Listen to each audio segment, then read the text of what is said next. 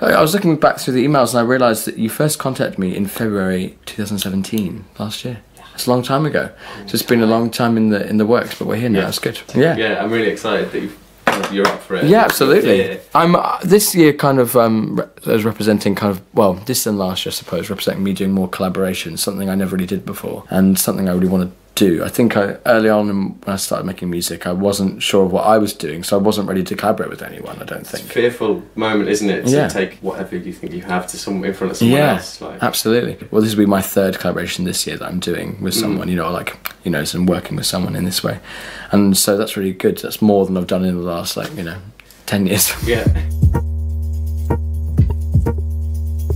Each of us, we're going in.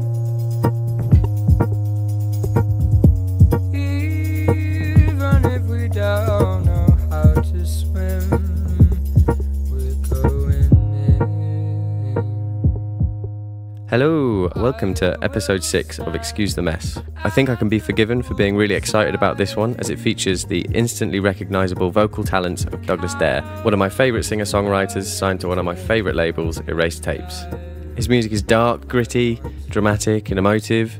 His vocals are rich and effortless, and they cut through the moody musical accompaniment and draw you in deeper. Douglas and I hadn't met before, but he turned out to be this very easygoing guy, and conversation flowed really easily, so by the end of the day it felt like I got to know the man behind the music pretty well, and I hope you feel the same. We talk about his latest track, Darling, out on the Erased Tapes 10th year anniversary compilation album, and the photograph called Candy Darling on her deathbed that inspired the track. Other topics include his drag interests and how he's looking to incorporate more queer culture into his music. We discuss his second album, A Forger, in some depth, and he gives us some clues as to what to expect from his third album, for example, writing from the perspective of a child. We talk about pop culture and TV documentaries and being a storytelling songwriter. We had a really great chat, which you're going to get a good chunk of before we start to make some music at around the 50-minute mark. For those of you new to Excuse the Mess, in every episode I'll chat to a different guest, a music maker, then we attempt to write a piece together in one day using their instrument. So in Douglas's case, we were using only the voice. You'll get to hear the music being written, starting out from nothing, and then listening to the finished piece of music at the end. This podcast is gratefully supported by Arts Council England, PRS Foundation, and Noted Fellowship. Thanks to you for downloading this podcast, and I really hope you enjoy the episode. If you do, why not subscribe to Excuse the Mess, and why not tell all your friends about Excuse the Mess? That's enough waffle from me. Here we go. Sit back, relax. This is episode 6 with Douglas Dare. Do you have the podcast bug? No, I guess is the short answer. But yeah, I do. But I do listen to a lot of podcasts, and I do really like the nature of podcasts. I'd quite like to do one myself, probably. What would you do it on? I'd quite like to interview artists. I did an interesting one recently. The Line of Best Fit started to do it. Wasn't recently, it was last year, I suppose, last year. They're interviewing artists about subjects unrelated to their music. Something they're passionate about and interested in, that they know a lot about, that people might not know that they know about, which I think is really fascinating.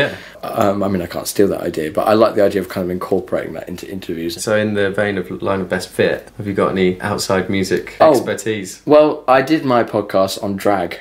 Because I do drag outside of music, which I love talking about that because it's so different to my music. I mean, I guess there's probably a certain drama to my music, maybe, and there's certain kind of exaggeration to things. Although I'm kind of trying to actually simplify everything I'm doing for this next record.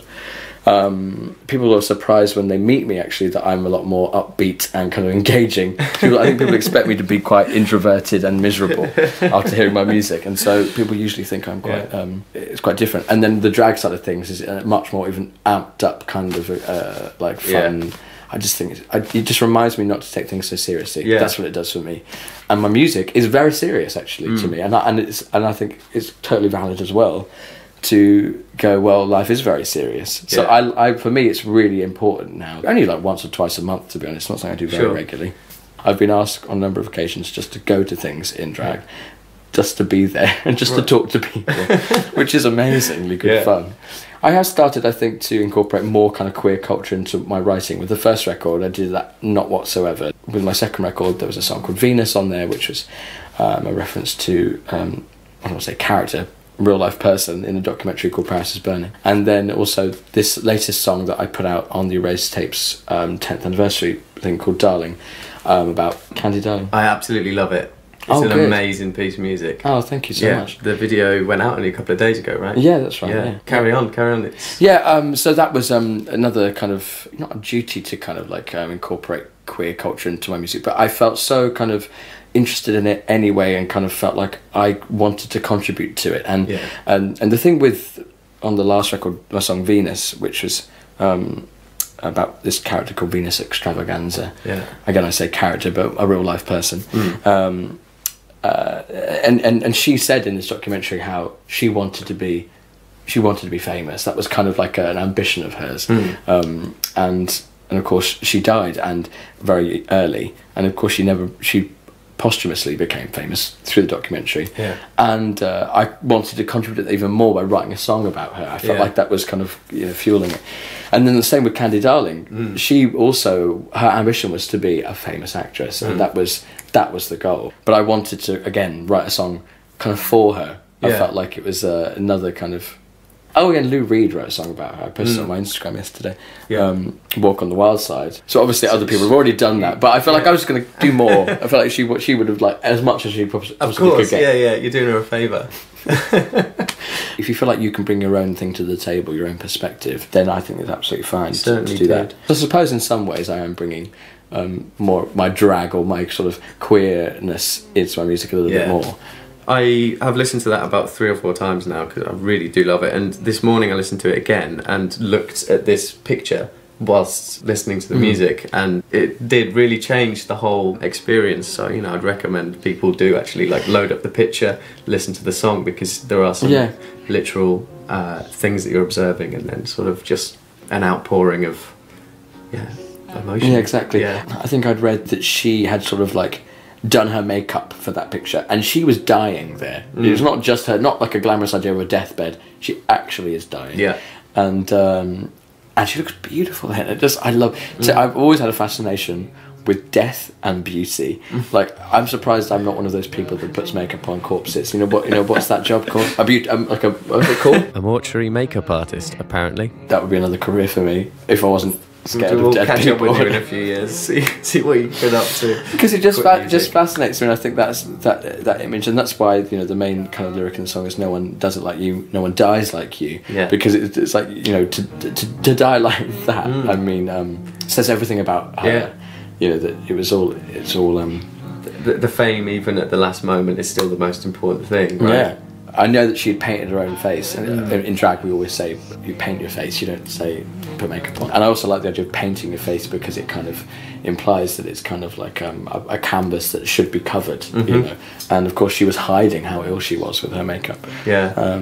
So yeah, I really liked the idea of the fact that she kind of staged that kind of that beautiful ending. And how great to be like your last image of you is that. I love it. And this is Darling, which features 2 fellow Erased Tape label mates, Masayoshi Fujita and Rival Consoles. No one does it like you. No one does it like you. No one dies like you. No one dies like you, darling. No one dies like you.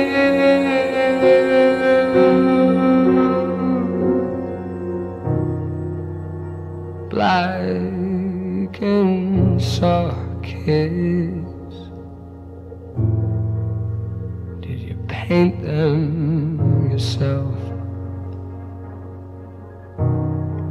Crisp hospital bed, did you bleach it yourself? So you've got Masayoshi Fujita. You can say his name. I'd never be able to say it. That's the first time we've said it out loud. Oh, well Did done. it go all right? Do you think? Yeah, I think I'd just go Massa.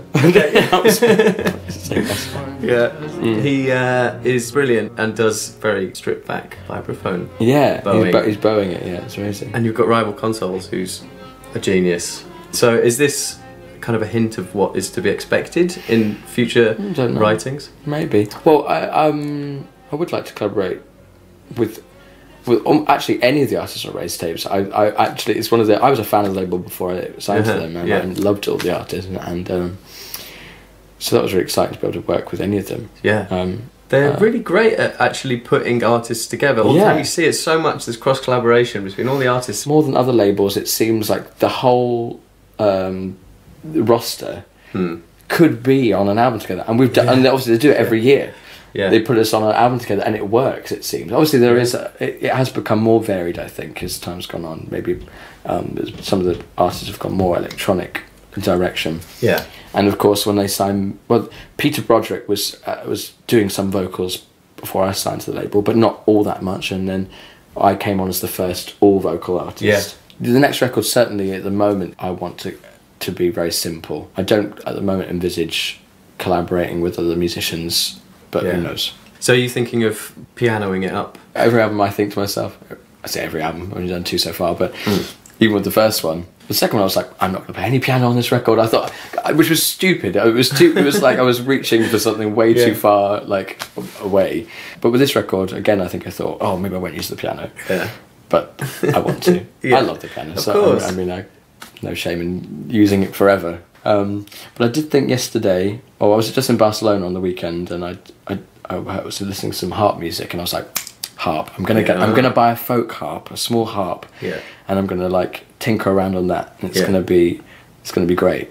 But that's a nice idea. So I've got to buy a harp, because it's always quite nice to have like another instrument of focus on the record, I think. Also, finding an instrument that you have no connection with, or not connection, just no experience with playing, because it forces you to just be an idiot and fumble around, and then you find yourself in like different weird places that a normal harpist or a normal pianist wouldn't end up in.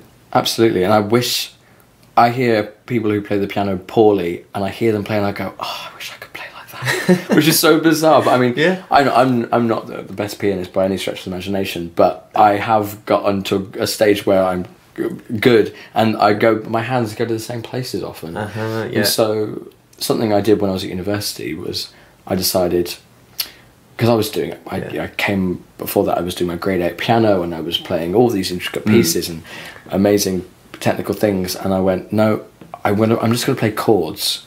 And it was really hard for me in the beginning, and my mum, I remember her saying to me, Douglas, when are you going to show people how good you are at playing the piano? You know, like, it's all great, these songs are great, but when are you going to actually use your talents? And I said, well, I actually want to, I'm trying to minimize it all, because I found what I was playing was too ornate. And what age were you when you kind of made that realisation that the best music isn't necessarily the hardest and fastest music? Probably when I was about 18 or 19. Well, I probably knew that before, but I guess when it was only when I started to write music myself that I realised that actually, but you're right, there is probably a moment when you go, oh yeah, just because something's fast or really difficult doesn't mean it's the best. I can't pinpoint when that was, but you're absolutely right, there is that realisation, isn't it? It took me a long time. My instrument's the guitar, and I used to listen to metal and sort of like those shred gods sort of people, and I would just sit there with a metronome just practicing solos and scales. And oh wow. It took me a long time to realise this is kind of dog shit. And partly now I feel like I've got an excuse for being lazy when it comes to writing something, because I'm like, I'm being better because I'm simpler. Oh right, yeah. Do you know what? I've never said that out loud, but I think that's probably true of me too. I think sometimes I've gone, because that's actually my total aim at the moment with the new songs. Like, there's one song which is 3 chords. I think I just played most of it with one hand as well. And I'm really proud of that song. People have really responded well to it. But there is an element, I suppose, of like, oh, this is really simple. I mean, this is ridiculously simple. I think part of the identity of the song is that it's simple. But I hope I'm not relying on it. I don't think I am. Well, there's that thing that you would often hear about something that's so simple, is that, oh, it's so bold. It's so bold in its simplicity. And maybe it is true. Maybe it is true a lot of the time. But then there's the other voice which goes like, add something else. And is it good? Is it good? That's the question. The new record, at the moment, my kind of working kind of vision for it is writing from the perspective of being a child, which it kind of feeds nicely into trying to simplify things as well. Yeah. It kind of, I always think of, you know, Picasso when he tried to kind of revert back to drawing as a child would, and how difficult that was. Yeah. But it's actually really hard to create that. The only way I can do that is if I do it with my left hand. To try and you could say it kind of that works with playing an instrument you're not familiar with. So what tricks might have you used to do that then? Well, very stupid one. I remember playing the piano from the back. Playing it upside down. Playing it upside down is like a weird... I mean, it sounds stupid, but you should try it. It's really... Or playing the guitar upside down. Yeah. Like, it makes you hear it go, oh, this sounds really bizarre. But yeah, or like something I do regularly, which with that song called Milk Teeth, I've been playing with one hand. Right. Which stops you from making it too complicated, I suppose. And then the songs that I write, I'm not a guitarist at all. Yeah. And there's a number of songs now that I've written on guitar that I end up translating to the piano. But it's finding those more unusual chords that you might end up not on the piano. Yeah, or even as simple as just singing in a different key. Or just inspiring you a bit more, because I play the piano every day. Yeah. And, you know, it's so that's why I must get the harp. And I'm going to get the harp, and what I'm going to do, I'm going to set up a microphone. I'm just going to hit record from the... I'm not going to touch it until I press record. Do you know what I mean? Just because I feel like it's always those initial moments that feel the most exciting. Yeah. And so I... Hopefully it's in tune. Did I see that you had like a writing stint? Yeah, in Montreal. I had 2 weeks. Cool. I had my own... It was amazing. I had my own apartment in like the centre of Montreal. Wow. And it was just incredible. And I was also there because it kind of coincided with a piece of music that I'd been... asked to contribute to this Leonard Cohen exhibition, which was a huge honour anyway. I did a cover of Dance Me to the End of Love. Sufjan Stevens did it, and Beck did it, and there was a few other amazing names that I was like, oh, I can't believe I got to be on this short list of people that are contributing to this exhibition. Yeah. But anyway, so that was there. I was on my own, which was great, and it was hugely inspiring to sort of just walk around a new city, going to the exhibition. And the exhibition was fantastic and so inspiring, and Leonard Cohen is a huge inspiration to me anyway, you know, someone who writes miserable music, yes. You know, and so I could really immerse myself in his work. Just being in a new environment, my time was like, you're here to just write music, nothing else. Like, there's nothing else you have to do now, apart from keep yourself alive and write music. I'd find it really daunting, I don't know. How did you find it? Well, luckily, my management and my label said to me, if you come back and you've not written one song, that's fine. That's nice. That's all they needed to say, really, for me to go. And I went there and I wrote more songs in 2 weeks than I've ever written in 2 weeks before. Yeah, I really loved that. So that was a great opportunity. I was really... Every day I was kind of pinching myself like it was a fantastic opportunity. Yeah. But I made really good friends with my neighbours, and I ended up... I went on dates with lots of people. I was like... I immersed myself in that community very much. Yeah, I fell in love with someone for a day. You're just trying to find new song material there. Yeah, I think, probably. Do you have tons and tons of music that you just sit on and it never sees the light of day? Yes and no, in that I have lots of ideas. Yeah. Lots of unfinished ideas, I mean tons. And I've been going back now to the ideas that I had before I even released my first record. I've been listening to voice notes that I've had. Because of this record, right from a child's perspective, I've been trying to do some research into stuff that I did before I wrote my first record, so whilst I was still at university. And also the cassette tapes of stuff that I recorded when I was like 6 and 7 years old that that I'm really interested in thinking, if I could incorporate some of that, that'd be great. So there is that. But I have lots and lots of, mainly like voice notes, pages and pages of poems and lyric ideas. Yeah. But finished songs that haven't seen the light of day, not many. A handful. Okay. You know, which kind of bugs me sometimes. I hear about artists that you know, I wrote 50 songs for this record and I picked the best 12. And you go, you bastard. Because I kind of like, I write maybe, I don't know, about 80 ideas. Some are literally like 3 chords. Some of them are really kind of fleshed out. But generally, I will start to hone the ones that I like leading up to the record, and it will be, maybe I work on 15, and then by the time I kind of record it I'm working on 12, and then by the time it comes out it's 10. So but I really envy those artists that say, I don't know how fleshed out their songs are, I do envy those artists that apparently write loads of songs and can choose. I wonder if because with like every one of your songs has a real solid concept behind it, whether it's a personal thing or like, for example, the Candy Darling thing. I guess you have these strong ideas that you want to make sure see the light of day. Yeah, you're absolutely right, and I've never actually heard anyone say that to me in those words, but it's absolutely true. Like, I want every song to have a real kind of purpose and a real, to me, I can't even finish the song if I don't know everything about it. I have to know the backstory of things. This is Venus, a track that Douglas mentioned earlier when we were talking about Candy Darling and the queer culture that he's starting to introduce into his music a little bit more. It's from his second album, A Forger, which we're going to go into a little bit more detail about shortly. Oh, Venus, now you are complete. You always were to me.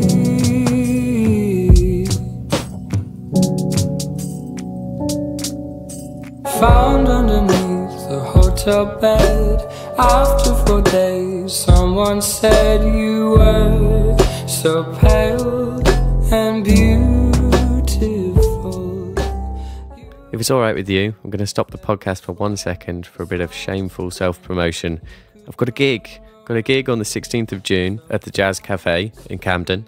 I'm not actually playing, but I've done some arrangements for a band called Stompy's Playground. If you're a fan of the hip-hop legend New Jabes, then this is probably the advert for you, so listen in. We're basically doing a load of reworkings of tons of his music for our 11-piece acoustic setup, with like harps and strings and horns and things like that. The band's aim is to basically recreate electronic music, but with acoustic instruments, so should be fun. Hopefully see some of you there. Advert done, back to the podcast. A Forger was the first album of yours that I actually listened to. Mm-hmm. I thought like the production is just sublime. Oh, that's really kind so interesting, and the arrangements, yeah, it's super interesting. For example, the brass section in Stranger. Yeah. Brass and voice. Yeah. Why not? Yeah, exactly. That was I wrote that song. It was the only song that I've ever written on tour. Like, people always say I was on tour for a long time. I was on tour for like 2-3 months off and on, and I was getting pressured a little bit to like, okay, you're going to write some music whilst you're there, and I was like, give it a go. But when you play the piano, it's hard to kind of do that. Yeah. But I had a little MIDI keyboard on the tour bus, and I literally put a brass sound on and just started writing the arrangement for that. You're a stranger again. What do they call you? What do you do? What do you stand for?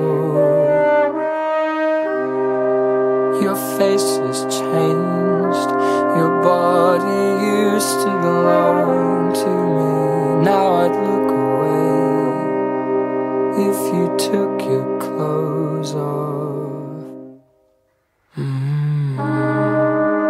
To know you again. Will I ever? Could I ever forgive? I wanted to do brass because it felt harder to me than strings. It felt a little bit more abrasive, and I wanted that. So yeah, and I've always wanted to have songs which are bold like that, maybe one instrument and voice.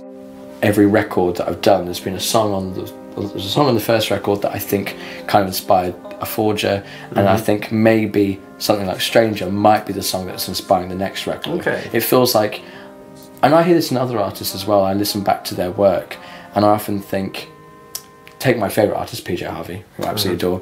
I always feel like there's a song on the previous record, I go, that makes sense that she went on to do that, because I can hear, that she was doing that then, and she was interested in that.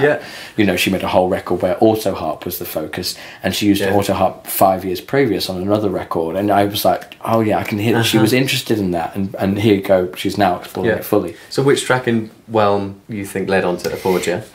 There was a track called Unrest, which was one of the more electronic tracks in it, that and it had a bit more grit to it, I think, was that inspired some of the other songs. I mean, it wasn't just that song. Sure. I saw you holding hands with the moon, scented fingers fill the It's making me thin, all this pulling you in. It tears me apart, and I'm back to the start. I can't. Listening to Aphasia, just every track is just a hit. Oh, that's so kind of you to say. There is. Yeah, there's some surprise in my voice you might hear, but only because I could describe it in a million ways, but I don't think I would ever describe it like that. Perhaps that comes from something you picked up on earlier, which was that each song to me has to be have a real kind of focus and I know all the background of it, and everything is. I've dedicated a lot of time to that song, so there's no songs that have been kind of just rushed through the process, if you will. But I wouldn't call them hits by any stretch of the imagination. Hits in my charts. That's great. Hits in my charts. Yeah. Maybe I'll call the next record that. Hits in my charts. Good. I'll take 50%. So, being more specific, Double Think, inspired by George Orwell's 1984. Reading about the album, you had these kind of personal things going on in your life. A breakup, coming out to your dad. I think I'm right in saying that 1984 became like what's a good word for it? I don't know. I'm thinking mirror at the moment. It kind of when I read the story and the themes in it kind of were in some very abstract way mirroring some of the concerns that I had in my own life at the time. Doubt and being lied to, and feeling like everything was unreal around me, feeling very solitary on my own, where everyone else felt like I was observing the rest of the world around me going on. So there was the story that I had read at school. I went back and reread it. I can't remember if I read it on purpose or if I just was interested in reading it, but as I was reading it I was going, wow, even though this is about this dystopian kind of future, very political, there's a love story in it as well. It was something that I could relate to, and I just knew that I wanted to kind of reference it in what I was writing. In front of the screen, we stare at the light, and we listen to our big brother each night. You're listening to Double Think, the Aphasia album opener. It's a track that sets the whole tone for the record in such a brilliant way. We feel ourselves shrink and slowly forget how it feels to think. Ignorance is my bliss. Don't want to fall out of this. Freedom is slavery. My mind won't ever help me.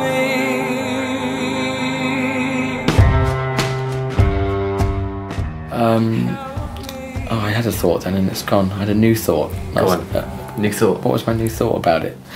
No, it's gone. We're going to sit here in silence till it returns. It was something about the propaganda in it, or okay, it's coming back to me. It was something about that was it. Yeah, so it was what had happened to me was so personal.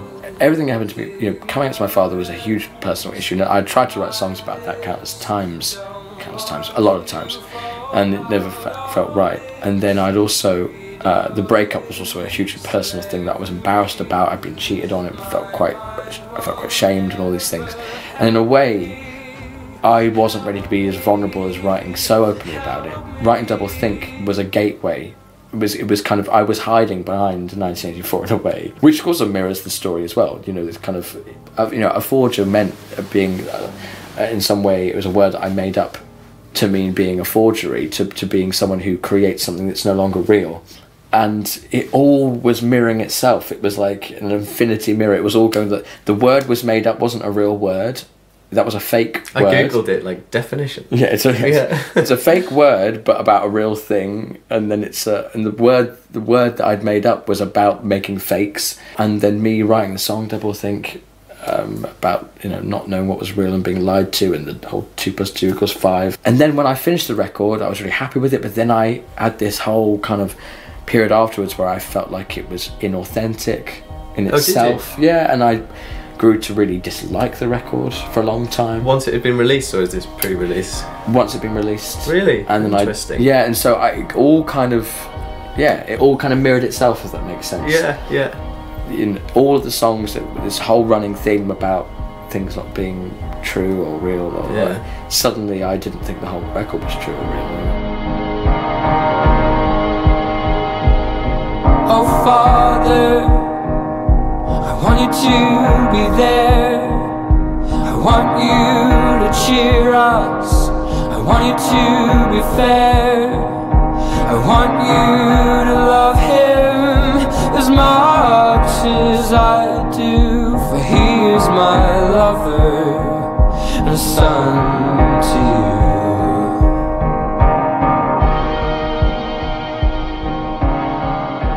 I do still now get people messaging me about Oh Father, mainly queer people who maybe, you know, you can tell it's a kind of a coming out, or I want you to accept the person that I love kind of story. And so I do get messages about that even now, and also from straight people as well, or people who are just estranged from their family, mothers and fathers, or anyone. I get that, and it's great.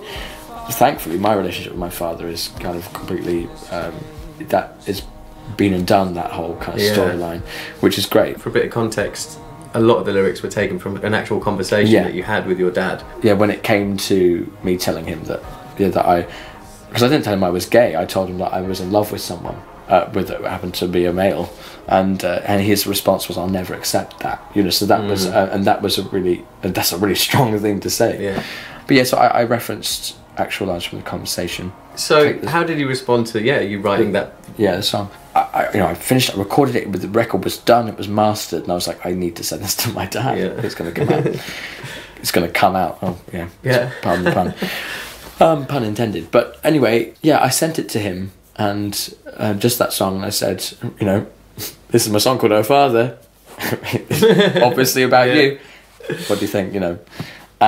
And he did the right thing. He called me, which might not sound a lot to anyone, but he doesn't usually call me. Okay. And he said all the right things. I mean, all the right things that I probably should have heard.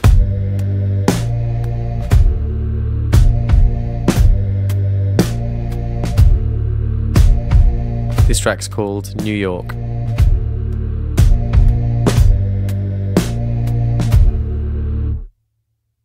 Was New York alive? Did the building shine in our eyes, or just mine? Were we there any of the time?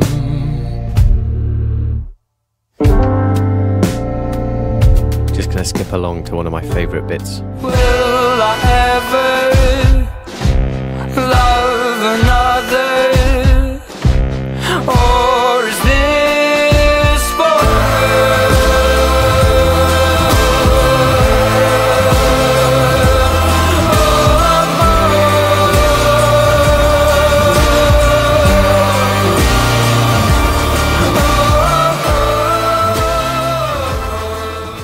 Here's Douglas telling us about an online TV channel called STRRR TV. They're basically an arts TV channel which invite a different guest to host a different episode. Basically pick a bunch of their favourite clips that have inspired them over the years. So here's Douglas talking about one of his selections for his episode. I'll put a link to the clip in the podcast info. Patti Smith at a literary festival, and she's got hundreds of, maybe even 1,000 people sitting on the grass just looking up at her. She's being interviewed on stage, and she is asked to give her advice to the young. And one of my first boyfriends actually showed me that clip when I was struggling to write well on my first record. I say struggling, well, I was having a bit of a moment, and he said, "You've got to watch this." And it just hit me right in between my chest, and it was like, that's it. She nailed it for me in what she said. Concentrating on doing good work, keep your name clean, all these things that she said. And actually, it's funny that you bring that up again, because I've lifted lines that she has said, and I've used it in a new song that I'm really excited about, which is I hope should be on the next record, because I advice to the young, you see, and what I did is I took some of the lines that she talked about, and I also wrote a whole other list of things that I would give advice to the young, or advice to myself as a young person, incorporated it, and it's kind of this long kind of list, almost like a monologue, and I've used that to write a new song, and so that's been really great. That's nice that that's turned into something that you've used for your own music. Exactly, yeah. I hope she doesn't sue me. Time for a new feature in Excuse the Mess. It's called Douglas and Ben Pretend to be Up to Speed with Pop Culture. I'm trying to think. I do try now and then. I hear pop records coming out and I think, well, come on, let's see what the fuss is about. Sure, yeah. I quite often don't get through it, you know. Like I listen to, is her name Cardi B? Is that her name? She's a rap artist, female rap artist.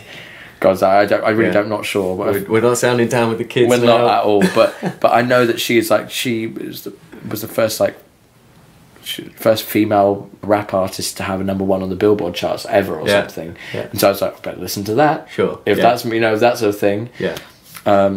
So I do try and do that. I do try and pay attention to the things that just not even because it's music, because it's like it's culture. It is culture. I did the exact same thing with Black Panther the other day. I'm not interested in superhero films, but I thought I should really watch this film because I saw people was queues out. I remember on Valentine's Day, I was a girlfriend of mine. We decided to have an anti-Valentine's Day and go to the cinema, and it was just queue out the door for Black Panther. I was like, "What's that?" I didn't know, but people were queuing out the door for it. It's a superhero thing, right? Marvel thing, Marvel comics. Marvel. Yeah, is it good? It is good, yeah, and I mean, just the cultural importance of it makes it an important piece. But like, it is a superhero film. That's what it is. And is it about black culture as well? Has it got nothing to do with that? I've been completely mentioning that. The cast is mostly black, right, and I think the director is black, and possibly like more people behind the scenes. So as well. it is got something there. There's something important there. Yeah. With everything that's gone on in Hollywood and the Oscars and all that sort of thing, I think it's sort of like that's setting the benchmark, of course, or whatever it needs to be. And that's been really successful, hasn't it? Yeah. Massively so. Yeah, I think it is good. If it's a really good. Is it comedy superhero as well? Film. I don't think I laughed at any point. Oh, okay. Is it right. Funny? It doesn't tell me if it's a comedy or not. No, I've just got no sense of humour. It's got Tim from The Office in it, Martin Freeman. I liked him. I started watching Fargo, the series on Netflix. Yeah. But I saw it was a lot to watch, so I watched the first 4 episodes, and I probably should get back in there. I mean, well done for having self-control. I watched an entire Netflix series in one night the other day. Like about a week ago, and I'm like quite busy at the moment. Like I can't be just writing off an entire evening. But was it the documentary about the senescence? I have seen that because I watched in 3 days, which was 10 hours. Yeah. And I loved that. It's a weird thing though. Senescence, I loved what it. Called? Yeah, the Rajneeshis. Yeah. In a way, we've digressed, but I like to bring it back to what I can bring it back. Please do. You're perfect interviewee. I can bring it back because what was that documentary called? Wild Country. Oh, Wild Country. Yeah. A friend of mine, they called me up, Douglas, write this down. You're watching this documentary. You're going to write a great song about this. Okay. That's what they said to me. And I was like, oh, maybe, I don't know. Who knows? But after I watched it, I was like, okay, I had so many ideas. And I did start to write some ideas down. Whether or not that will see the light of day, who knows? But historically, I've been inspired by documentaries a lot in my music and film and things. So I'm as much as books as well. But I gladly will go to the cinema and see the big things or the small things and hope that maybe it might inspire something because it often does. I was wondering if you go around being more available to everything in life, like kind of totally switched on all the time. Yeah, I definitely want to kind of absorb as much as I can, like take as much things in. And I try to do that songwriter thing where I keep a notepad on me and a pen. You know, it's usually on my iPhone, which feels a bit robotic, but it's 2018. Yeah, so I do try to absorb as much as I can. But I thought it was really nice that my friend called me and said, yeah, you're going to write a song about this and you're going to thank me later. I was like, you didn't make that bloody documentary. But maybe I will. He also calls me up and says, when are you going to write a song about me? And then puts the phone down. So, I mean, he's trying to inspire something. He's really trying. Yeah. He wants to get his foot in there somehow. Give him a B-side. Do you have any little anecdotes about something that's accidentally grabbed you and instantly you've gone, that needs to be a song? Something's accidentally grabbed me. What do you mean? Just wandering around. Some event happens. Like we spoke about earlier, like I'm quite consciously write and have quite a strong idea about the subject matter. I can't think of being surprised by something, but I can think of one. Oh really? Before you. Oh, you mean one I've done already? Binary. Was it? Did it come by surprise? It was someone who had, I think it was a family member or a relative that had passed away, but they kept the picture. Yeah, you're right. Yeah, my sister. We have a different mother. I was at a wedding and she showed me her phone, and her mother had passed away, and she had a picture, and I was really shocked that she kept that picture constantly as a reminder, which I thought was quite hurtful. Would be quite hurtful. With that song Binary, it was three things coming together at once. It was my breakup at the time and being reminded digitally. I call it like a digital ghost, of my ex. That. My sister showing me this picture with her mother on her phone, and then Charlie Brooker's Black Mirror episode coming out about kind of like bringing a boyfriend back from the dead. Good episode. Digitally, and these three things happened all at very close time. And and I think I also was reading articles online about it, and it all came together, and I was like, that's the song, or that kind of inspired a song. Why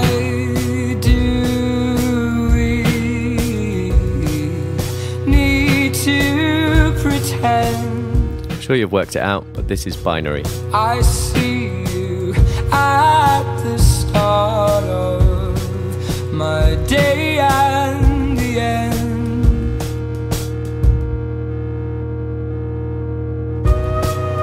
I said my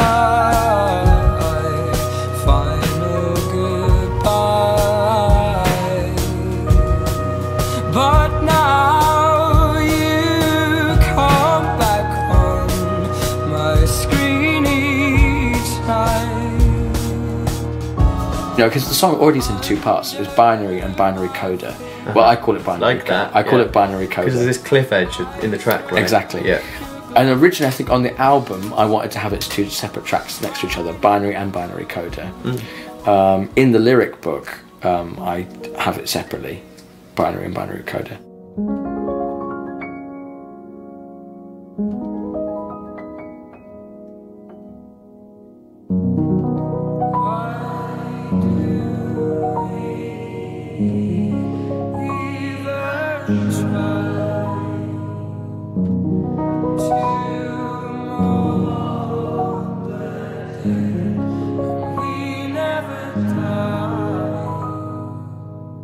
Very thought out, all your stuff.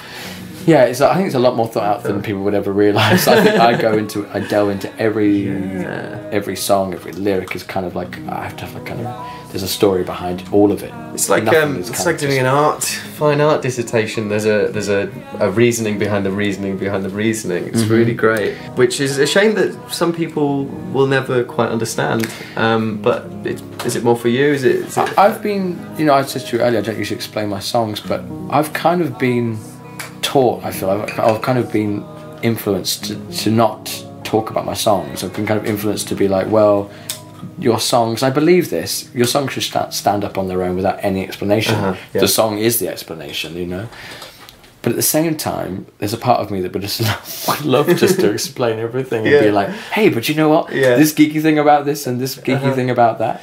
Because there are geeky things about all of the songs. And does it undermine the art itself? I don't know, because some people might get a new appreciation for it or a new understanding and then love it even more. But if I explain my songs, I feel like maybe it's undermining the art a bit. We're doing that, but hey, I'm doing it now. So people might hear this, so they might find out. I'll do it if people really ask. I noticed when I first went on tour with my first record with Whelm, I would tell people the story behind Caroline, and then people would get disappointed. Oh, really? Because it might not have been what they expected. So I decided to stop doing that. Okay. For that song specifically. Can you tell me, but we can cut it out? Oh yeah. So Caroline. And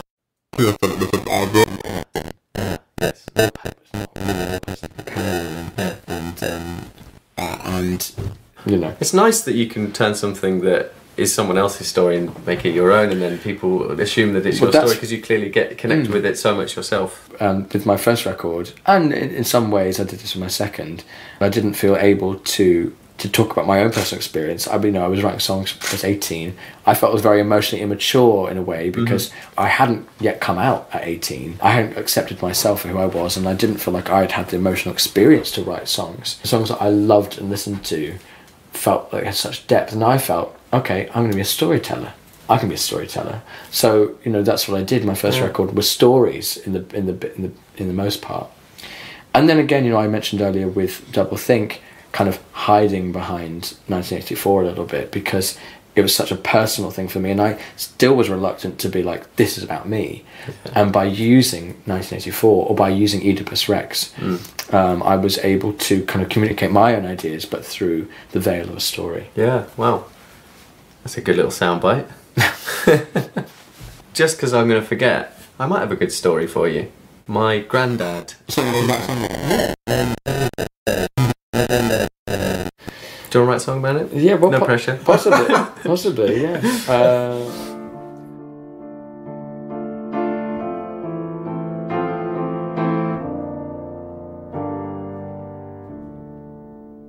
It's been countless days since last you wrote, and countless more since last we spoke. But now that's all that remains, the letters that make up your name. And I used to see every line that crossed your face, but now the lines are lost and stories told, and I've grown old.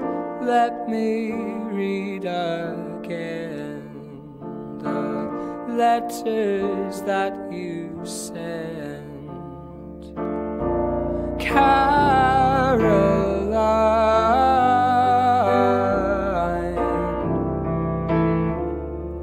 wrote to me every day of that July, but now that's all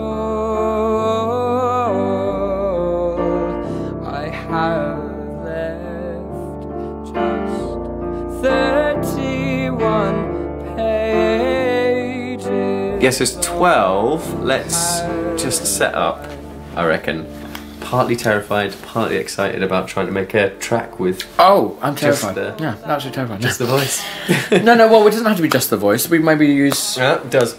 Oh, you want to just do voice? Gotta be. Great. I've got my little notebook here and like a pen, and I on the way here I just started writing some things. I'm happy also to completely reject those and just start again. Well, when it comes to lyrics and that kind of thing, I am completely out of my depth and out of my world. So if we want to use some sort of text, then what you're talking about could be perfect. I think in an email when I was thinking like, how can we quickly arrive at something that could be melodic with some text that we can then like chop up and just completely mangle into something new, I think I said, how about we use like a couple of like lines that you really enjoy singing that are really satisfying to sing. Yeah, I'd like interesting to do that. Yeah, you mean lines from songs that I've already have out? Yeah, yeah, and in that sense, I suppose it would be almost like a rework, though. If we did go down that road, it will be just completely transformed. That it's unrecognisable is what I was thinking. Okay, great. Yeah, I'm into that for sure. I've never thought about what my favourite lines to sing are, so I really like the idea of thinking about that. Okay. I might have to. You have a little think. I might actually have to look at my songs, as in like see them in front of me. Yeah. To. I saw you holding hands with the moon, scented fingers fill the room. It's making me thin, all this pulling you in, and it tears me apart, and I'm back to the start. Love it. When I first started writing and recording, I was so concerned about my voice being perfect, and now I love like my voice breaks a bit, I love it. You know, if it does it, if it sounds a bit off, I'm a big fan of that. So a few things that I was hearing, like, I don't know about you, but I really like to grab the moments just at the end of a vocal, just before it starts, and just like amplify them and like make something out of that, and like that sort of thing. Something I also really like. Yeah, I also really like.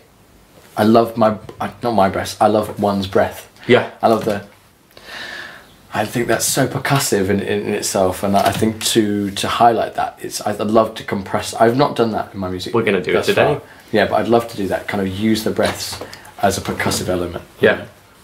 Should we listen through to that last one that you did and just sort of pick a few moments where we think... Yeah. If we maybe try and avoid things that are obviously words from this line and just sort of look at it as like a sound object, rather than something that's necessarily conveying the message of the lyrics. Okay, yeah. Do you feel that's... I can try and do that, yeah. Yeah.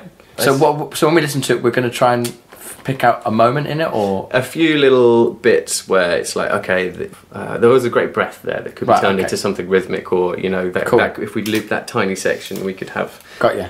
Development of material. Oh, it's exciting.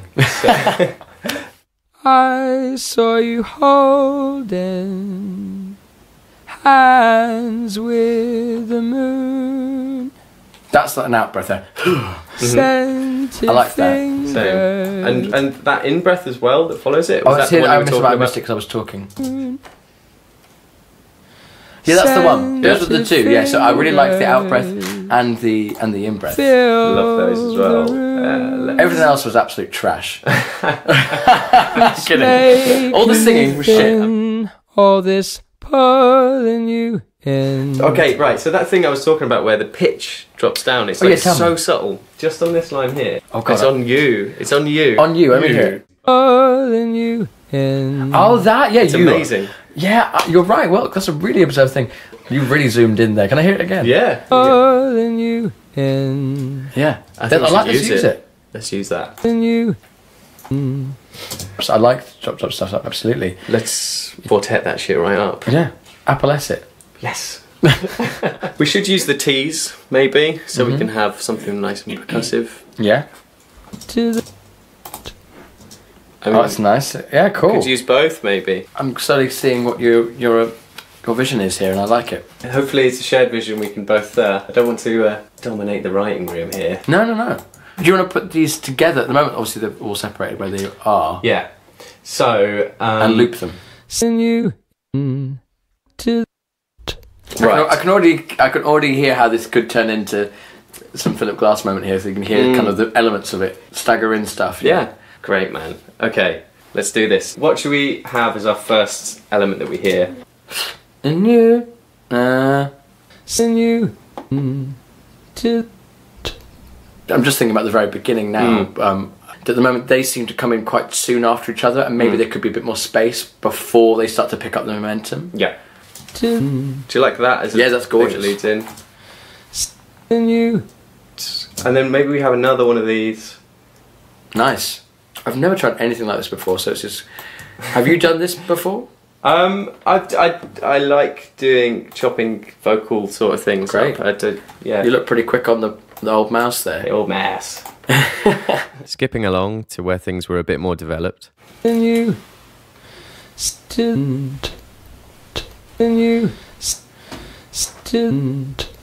I liked the part of it, gave it more momentum, I think. Yep. But maybe if this is at the very beginning, maybe we don't need that yet. Maybe we could just, like, as we said before, ease in. And you. I like that noise underneath. How about we give ourselves a little bit of a safety net sound? As a loop in itself, we can adjust it. It's nice. That's cool. Should we go with that? Mm-hmm. Okay, 100 of those, please. What do you think about just starting work? Great. I love that idea. And then we have the in-breaths. Maybe we chop the note off the end of the in-breath, and then we slowly introduce them, like, bit by bit, and... Totally into that. Yeah, that sounds good. Oh, I love that. Feel a bit close together at the moment, if that's the very beginning.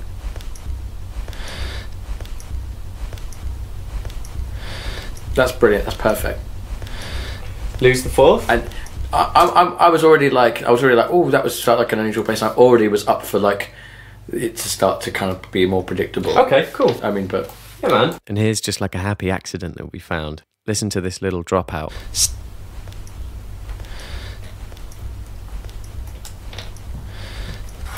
Yeah, too much. You. Yeah, I can hear that. It's good to have that little break of the underneath. Complete accident. Yeah, that was good. Yeah. I loved the break, the accident, and naturally it craves me having like I want like a low note to be able to do that. Yeah. I mean, we could do that. We could get a little like Well, let's record it. Let's like, record that now, just so I can. It's such a good note, actually. I'm not going to make it sound pretty either. Just going to do that. Okay.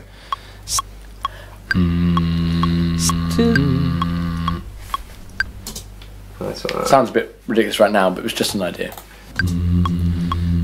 Oh yeah, that's cool. What should we do something to crunch this up? Maybe sort of disguise it a little. Yeah. Pretty dark. I love the sound of it. Oh, that's great too. I don't know what I'm saying at that point, but I really like the fantasy. Well, here's that by itself. I love that. Medium wave radio. Yeah, but I love the. I'm really yeah. Keep that for later maybe, or I think it's one of these things that starts off slowly. This kind of thing, it has to, doesn't it? Yeah. And then you'll escalate. So right now, we're getting excited, but it probably to anyone else listening to it, it just sounds a bit weird. Exactly. But, oh, I love that.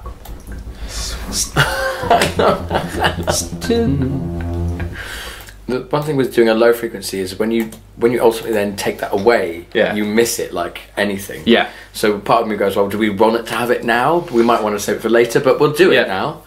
Let's slightly decorate the idea and then we'll mute it. So, also, there's something wacky happening with all the sound around. Yeah, I just heard that. Yeah, okay. Ooh. We've got on something here. I just copy that as a sort of isolated thing. You love it. Whew. Yeah, that'd be cool on a loop. Yeah, I would love to write a song just on top of that. What we could have that slowly creeps in, leading into this low note, is that kind of loop there. So if we had this, for example, going on underneath. Oh.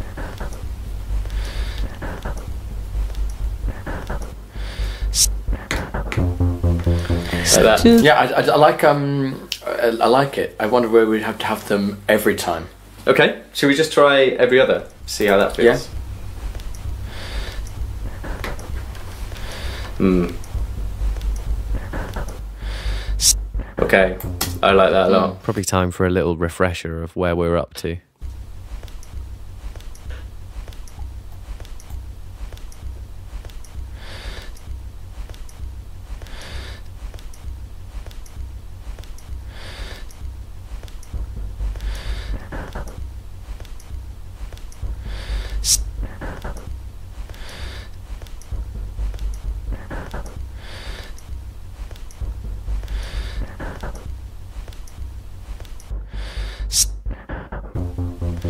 Still you still Okay. Yeah, I'm really liking it. Yeah. I think So I really love this thing. The crunchy. Yep, I like that a lot. Still Oh, it's doubled up now, isn't it? Yeah, that's good. Definitely bring that after the break. Cool. Yeah, that's a good idea. So that can add a bit of momentum. Absolutely. Because I'm interested about, like, as I said, maybe doing almost like having a. If this is the text, if this is the instrumentation, I almost feel like I can actually sing over this. Nice. You know.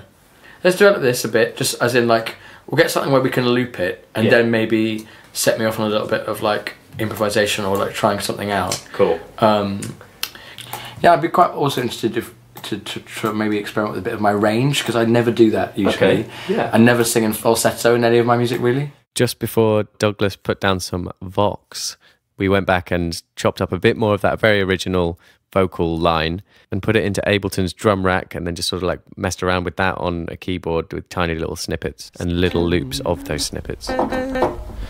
Yeah, something like, more of like a pattern on it. Yeah, perfect. Yeah, I like that.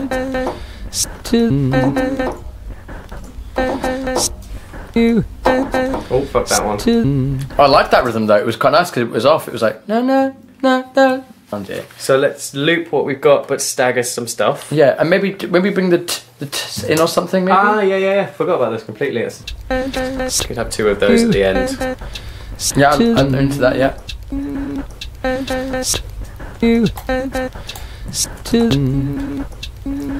Can we hear what that bass note sounds like underneath that, just out of interest? I mean, we won't do it yet, but just I'm interested to see if that, or maybe something else I could record. Oh, it's going to be cool when that comes in. And I like that pitch actually, because it's not the key you expect. Yeah. Let's save that because it's really nice, I think, the combination. That's a good little weapon. Not a weapon, good tool. I think it's singy time. What do you reckon? Absolutely. I've got some lines that I was writing earlier that perhaps I could try out. Interestingly, I've got to try and find a bit of a key here. So, I mean, I think maybe I just need it on a bit of a loop, and I'll just...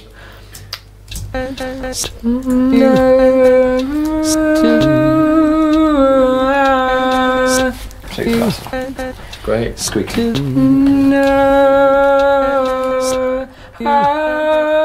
I'll definitely record some of these, just 'cause before I do lyrics. It's quite nice to have some kind of almost chord-like stuff. Yeah. So maybe if I can record some of this and maybe harmonise it, it might be, I can then add some... Definitely. Then add some words maybe after that. Absolutely. Really nice. I like the fall-in melody that you just...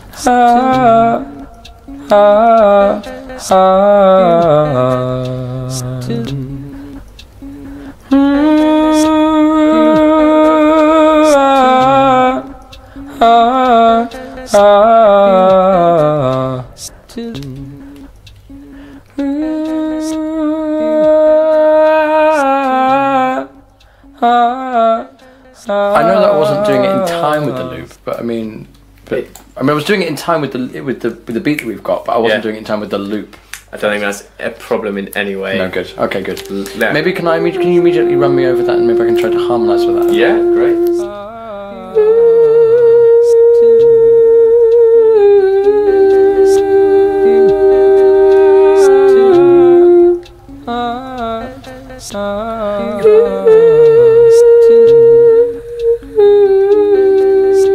Bloody beautiful. Yeah, it actually was really nice. There was a part of my voice cracked there, but I'm kind of keen to keep it in, like in a way, like. The very first one, you started at the same pitch and then went up to the harmony. Could we just like actually do that, but with the intentional slide up to the harmony? Yeah, it's on my break, but I'll give it a go.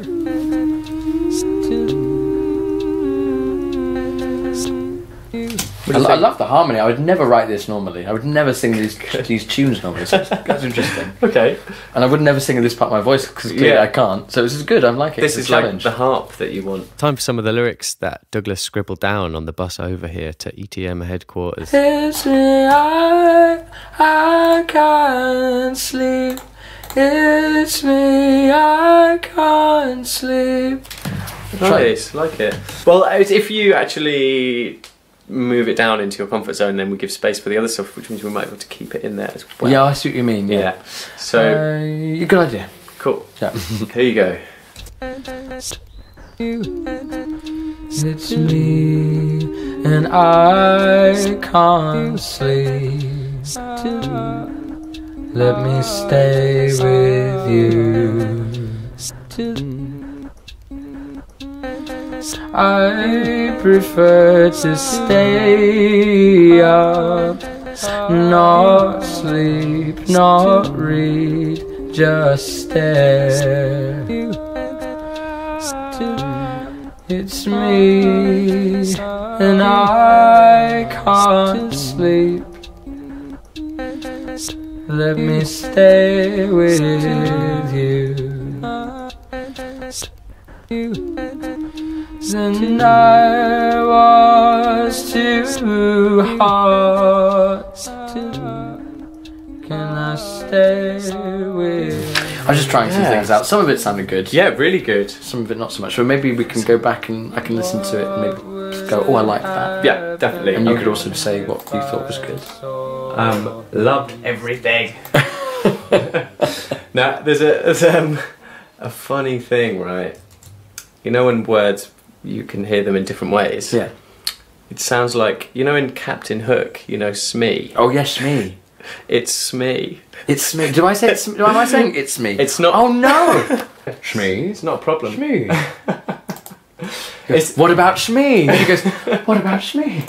I love that film. Yeah, it's great. I've not seen that for years. Oh. It feels a bit discombobulated, a little bit to me. The lines that I've sang and the melodies that I'm singing. Yeah. But I do like a lot of them quite a lot, and I feel like I want to kind of move on a bit and maybe revisit it. Maybe if that's all right with you. Maybe absolutely. I kind of like what's there, and I feel like maybe if we progress to see how the rest of the song will go, maybe it'll be interesting. Then we come back and go, oh, that's what we should do here. Yeah, I think that's a good idea. So I'm interested to see how the bass sound that we had could play into it now. It's interesting when you're doing this, you're kind of thinking it might go one way, and this is sounding quite sweet at the moment. I quite like the idea of maybe having another little break and then the bass comes in and we kind of take a bit of a darker turn. I like the idea of going into like a dark space, bringing back in the same material but within its new frame.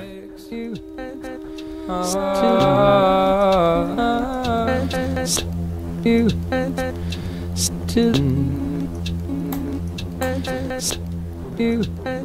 love the change going from that to that sound.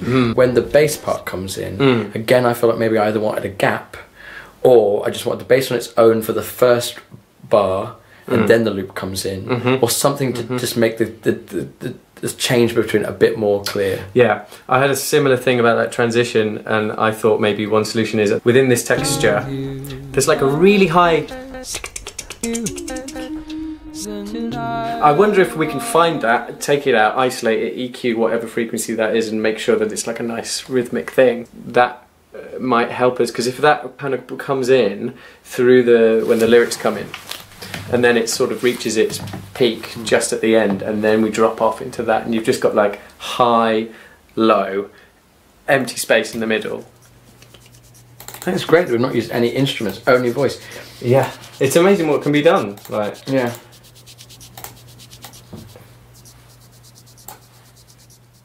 I saw her slip between his legs. I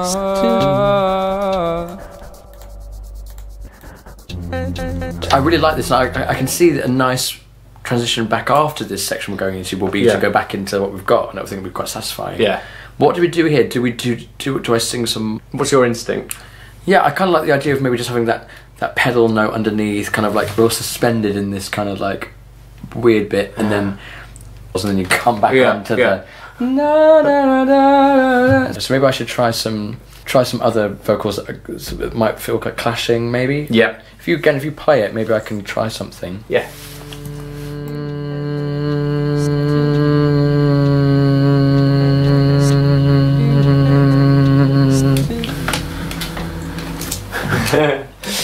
Right. Some moments in there I thought were really good. One part of me is going like, is this the stupidest thing I've ever done? And this other part goes, well, this is kind of cool. I'm also having similar thoughts. Yeah. So we'll just we're experimenting. Let's give it a chance.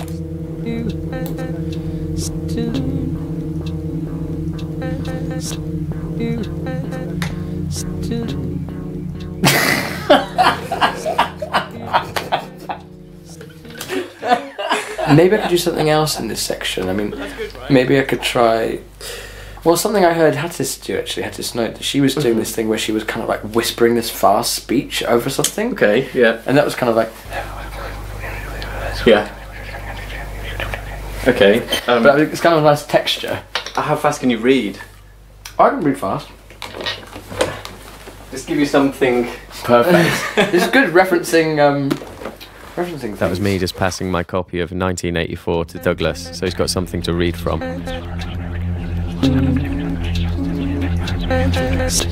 You're listening to 3 layers of him doing some mega whisper reading.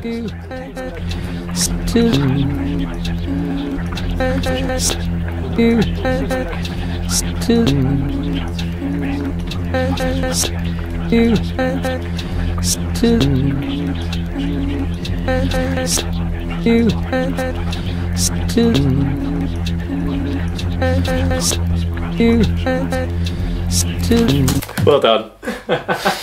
I'm missing 95% of those words. I really like the texture of it. That's really cool. I wonder if you just...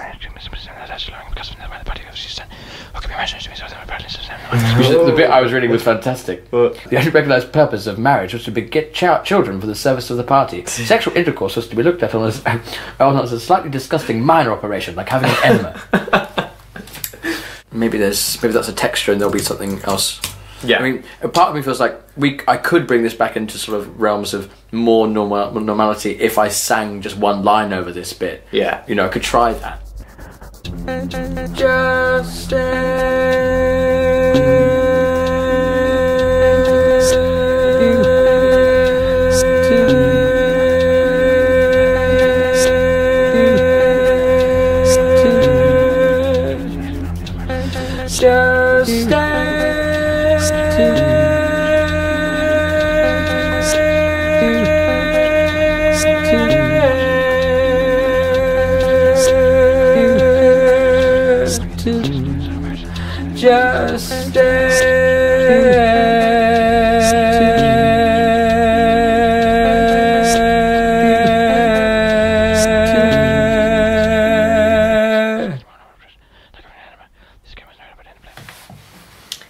It even works to have the whisper, doesn't it, actually? It's obviously that part just works to stop, whisper, whisper, whisper, and then we'll go back to the other bit. Yeah. Maybe I'll just try and harmonise with what I just did. Yeah. I think that would be lovely.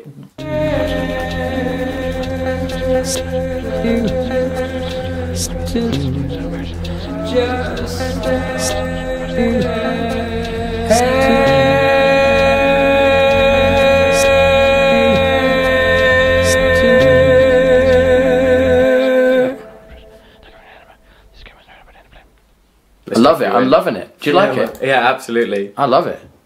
I think it's going to be a real nice break, and then we're going to come back in with the other bit, and it'll be a song. Yeah. Fucking bingo. Radio 1 won't go for it, but you know. Let's work out the spot actually, and then mark it. Does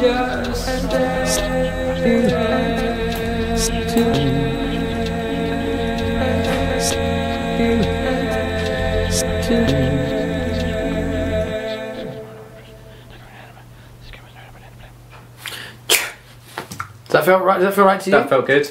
I wonder if the from the darker section would work in the new bit. And I can't Bit loud, but that works. Let me stay with you. We brought across the earlier lyrics and the backing vocal texture, and Douglas tried adding like a bass line that we eventually decided to leave out. But he does have a very good range, and he could do it if it worked for the piece. We manipulated the beat just a little bit, tried to crunch it up and make it a little heavier using the t sounds.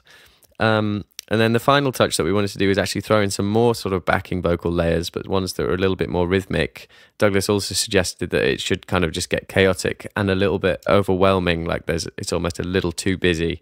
There was one particularly cool technique that he was doing, which was sort of thumping his chest in time with any pitch changes.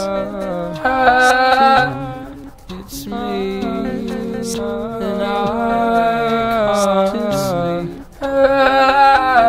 sleep. Let me stay. This is making me think right now. I'm like, oh, fuck. If I just did this every day, I would write a whole album in a week. Yeah, easy. Well, in 2 weeks, you do a song a day. Obviously, not every day is going to be, you know. And the thing is, you have an initial amount of energy when you meet a new person, don't you? Yeah. And also, I really like what we come up with, but it's like it wouldn't necessarily, you know, you would. It's alternative, and you get a lot. You can get away a lot with that, can't you? You can be like, this is a bit off kilter, and it's fine. Yeah. Whereas if you're trying to write something that's a bit more cohesive, you become a lot more critical, don't you? Very much so. Yeah, it's hard to write a hit in a day, I imagine. I think we're in a good place. Yeah, I think so too. I Definitely. think we've got a lot there, and it's like a good place to. As much as we need is there. So nice one. Well, I think it was a really- success. Thank God for that. Yeah, well, I mean, you know, we might wake up tomorrow and go, what was this? But But, you know, it's something, and it's nothing like anything I've done before. Like, it doesn't recognise anything. I don't recognise any of... Well, I can hear my voice, and it does sound like me. Yeah. And it does sound like Douglas Dare music, but it's not like any songs I've written before, which is good. Yeah, I've absolutely loved it, man. Great. It's been really amazing days. It's a bloody pleasure to work with you, because, yeah. Put it there? Yeah. Here's the finished article.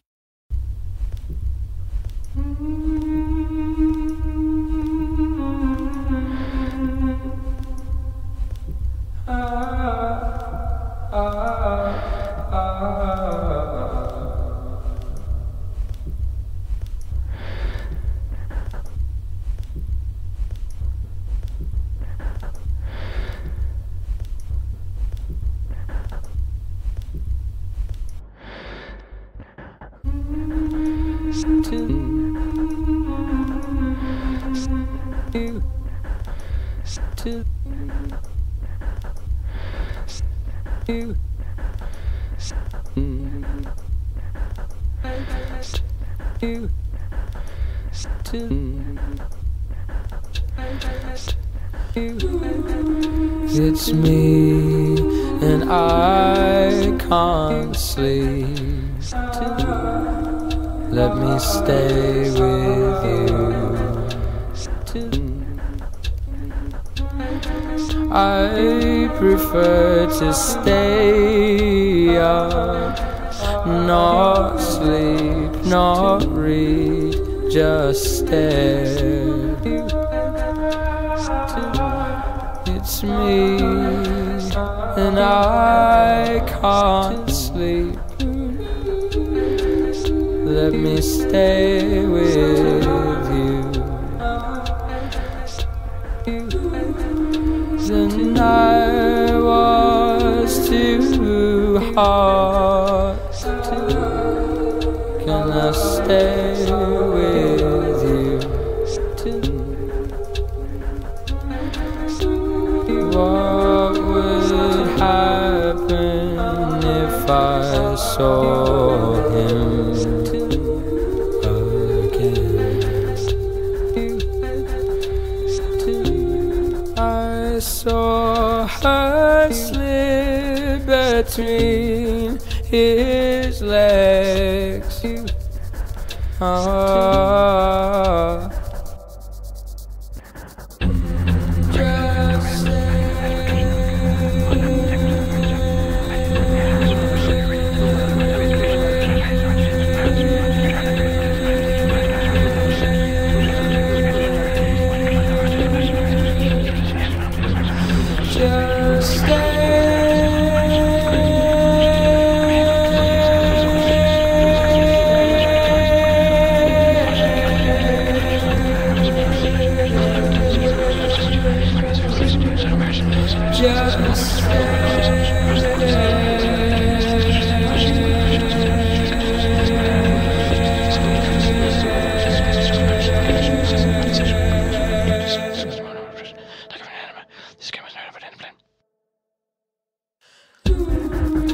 It's me and I can't sleep.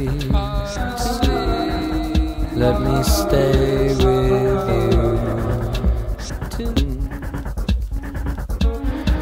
I prefer to stay up, not sleep, not read, just stare.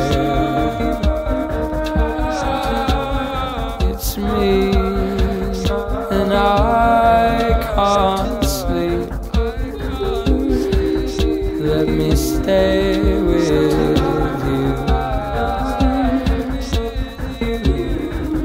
The night was too hot. Can I stay with you? What would happen if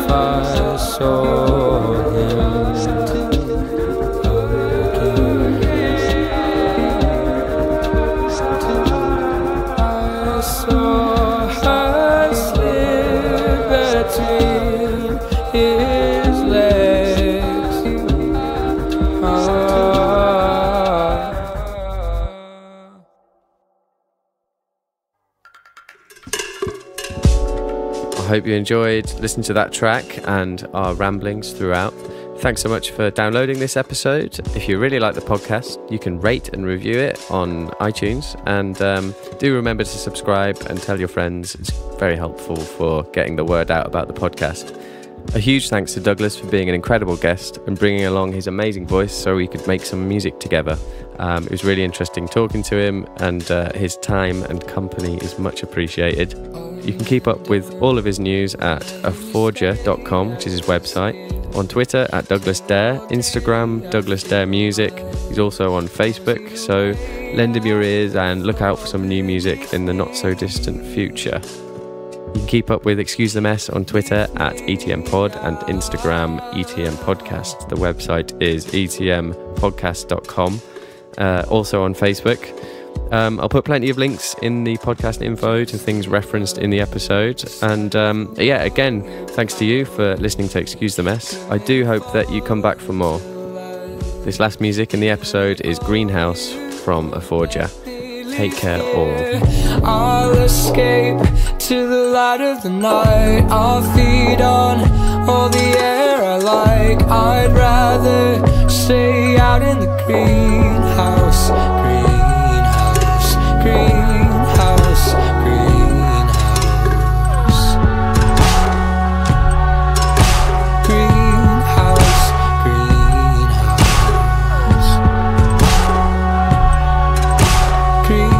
Greenhouse, greenhouse.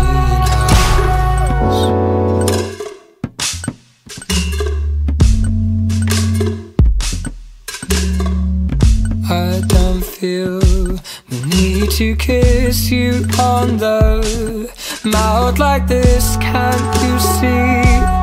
I'm embarrassed, for this is not my choice.